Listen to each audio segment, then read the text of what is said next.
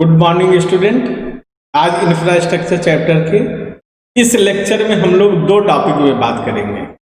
एक टॉपिक होगा primary and final source of energy resources and second topic होगा हमारा pattern of energy consumption in India.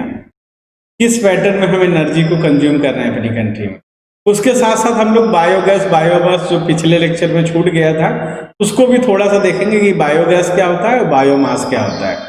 तो हम लोग ये चैप्टर स्टार्ट करते हैं। आप लोगों को स्क्रीन में दिखाई दे रहा होगा कि जो टर्म है bio energy, this type of energy obtained from organic material, it is divided into two types. तो पहला तो मैंने टर्म अभी बोला था कि बायोगैस कहते हैं और second term is the biomass. Biogas क्या होता है? This source of energy which is obtained from गोबर gas plant by putting cow dungs into the plants beside producing gas, this plant convert गोबर into manure। आज हमारी country में अगर हम अपनी कंट्री में देखें तो 365 लाख गोबर गैस प्लांट हमारी कंट्री में वर्क कर रहे हैं।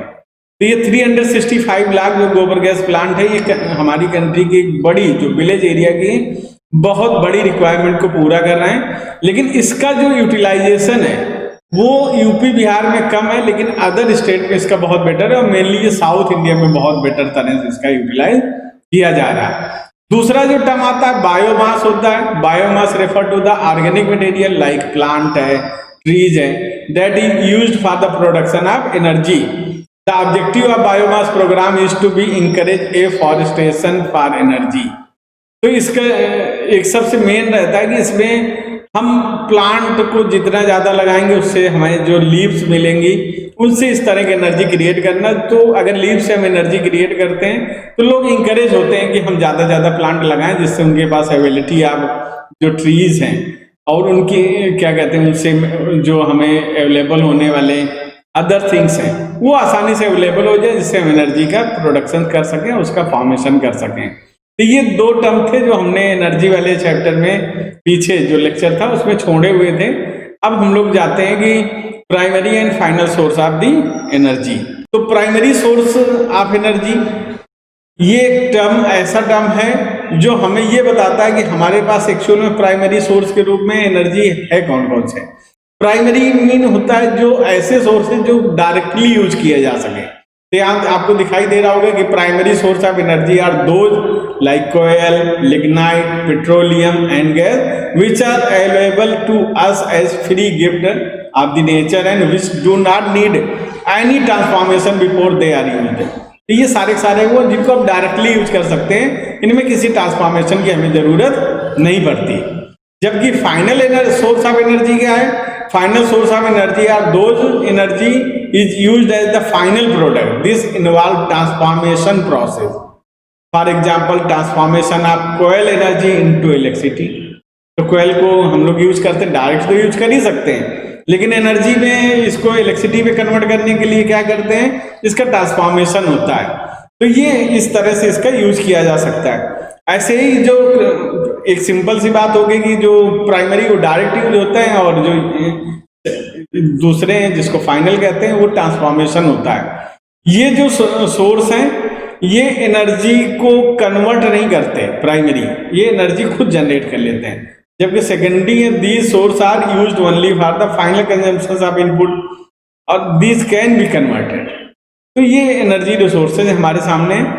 तो इसमें आपको एक नीचे एक वर्ड दिखाई दे रहा होगा आपको येलो कलर से कि it must be noted that there is a coal, petroleum, natural gas are also used as final source of energy like electricity, Thus depending upon the end use।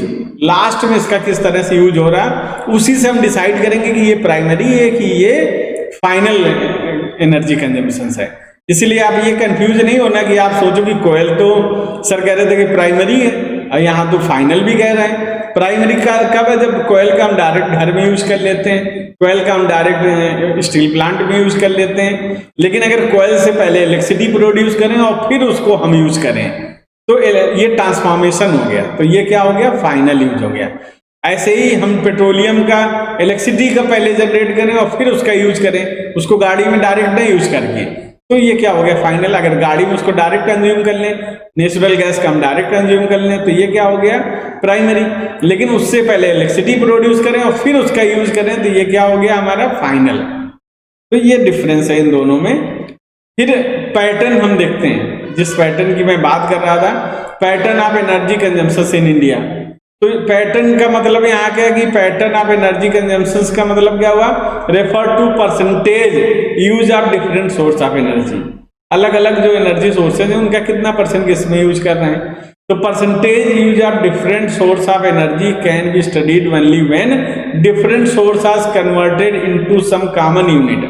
In India, that common unit is known as MTOE, million tons of oil equivalent। इसके द्वारा जब हम कर लेते हैं तो फिर हमें निकल आएगा कि किस एनर्जी रिसोर्स का कितने परसेंट हम यूज कर रहे हैं। जो डायरेक्ट फाइनल कंजम्पशन है, कोयल has drastically reduced as the percentage of the total even when total consumption of coal had risen nearby the factor of 10, यानी लगभग 10% ये इंक्रीज हो चुका है। फिर भी इसकी जो परसेंटेज वो डिक्रीज हुई, उसका रीजन ये नहीं कि कोयल के कंजम्पशन कम हो गया, इसका मतलब ये कि अदर जो एरियाज हैं, चाहे वो पेट्रोलियम हो, चाहे नेचुरल गैस हो, न्यूक्लियर हो, इनका जो धीरे धीरे प्रोडक्शन और कंजम्पशन इनका इंक्रीज होता चला जा रहा है। हमारी कंट्री में आप देखोगे कि अगर डायरेक्ट हम लोग बात करें 824 मिलियन टन जो था हमारी कंट्री में 2014-15 में, ये जस्ट 95 हुआ करता था 1980-81 में कोयल का। इतना ज्यादा ये कोयल का कंजम्पशन धीरे धीरे हमारी कंट्री में क्या हुआ है, राइज हुआ है। और कोयल का किस रूप में, एनर्जी के रूप में इसका। इसी तरह हमारी कंट्री में लगातार ऑयल का भी यूज ड्रास्टिकली इंक्रीज होता चला जा रहा है। तो consumption oil also increase over time when largely dependent upon the rich gulf country. लेकिन हमारी कंट्री में क्या है कि ये सारी चीजें होने के बाद भी हम ज्यादातर किसके ऊपर डिपेंड है, गल्फ कंट्रीज के ऊपर। वो जितना प्रोड्यूस करती है उसी का हम यूटिलाइजेशन करते हैं।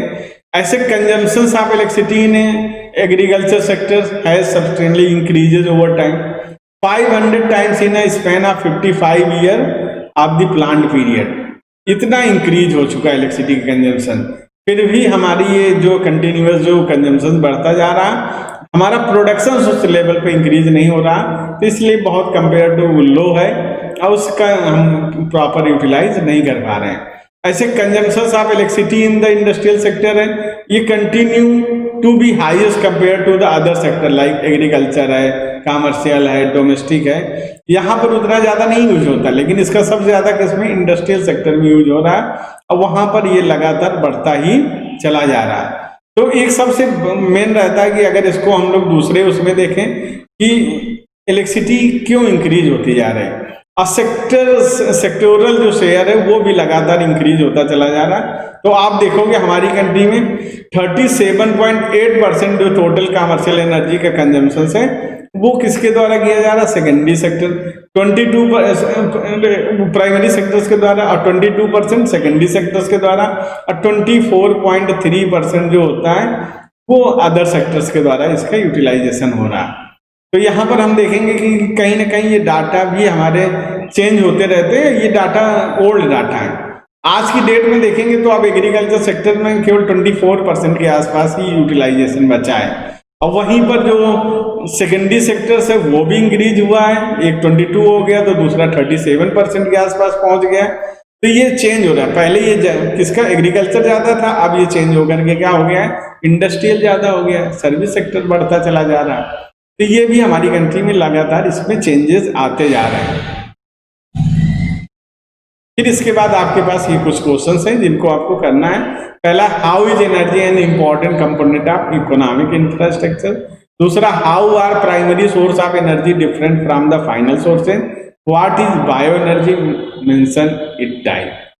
ये क्वेश्चंस आपको करके लाने हैं।